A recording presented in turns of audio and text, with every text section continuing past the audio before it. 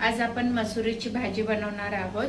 तर त्यासाठी लागणारे साहित्य मी ह्या ठिकाणी एक बटाटा घेतला आहे मोठा, कांदे घेतले, लसूण घेतलाय आणि हिरव्या मिरच्या, टमाटे। तर आपण ह्याचा आता फोडणी देऊन भाजी करून घेऊया, त्याची रेसिपी बघूया। तर या ठिकाणी मी तेल असं तापायला ठेवलं आहे कढईमध्ये।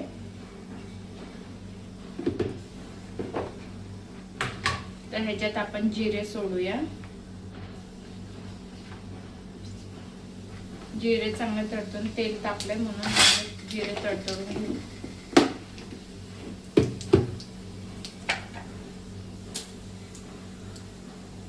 लसूण सोडू, हिरवी मिरची,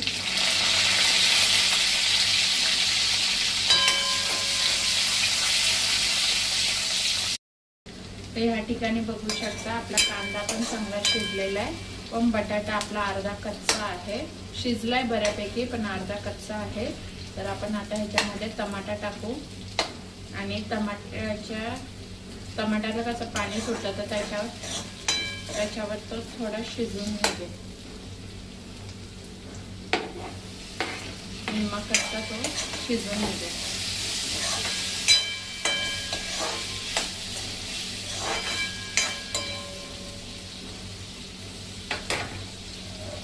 झाकण घालून घेऊ।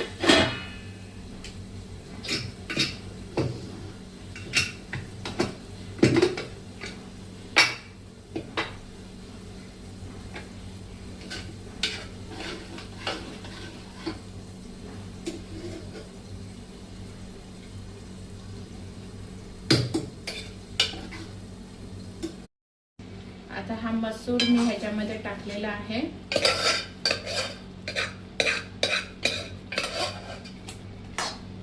थोडंसं पाणी टाकून, जास्त घट्ट झालंय तर भातासोबत खायला असं थोडं पातळ करणार मी।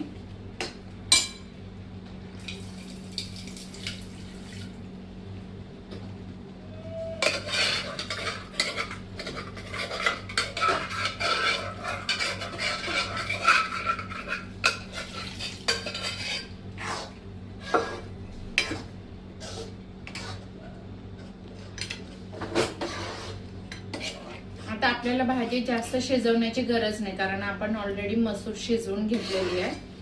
मसूर ही डायरेक्टली मी घेतली आहे, ह्याला काही भिजत घातलेलं नव्हतं रात्रभर, ओव्हरनाईट। डायरेक्ट मसूर घेऊन ते कुकरला लावून शिजवून घेतली आहे आणि मग भाजी केली आहे।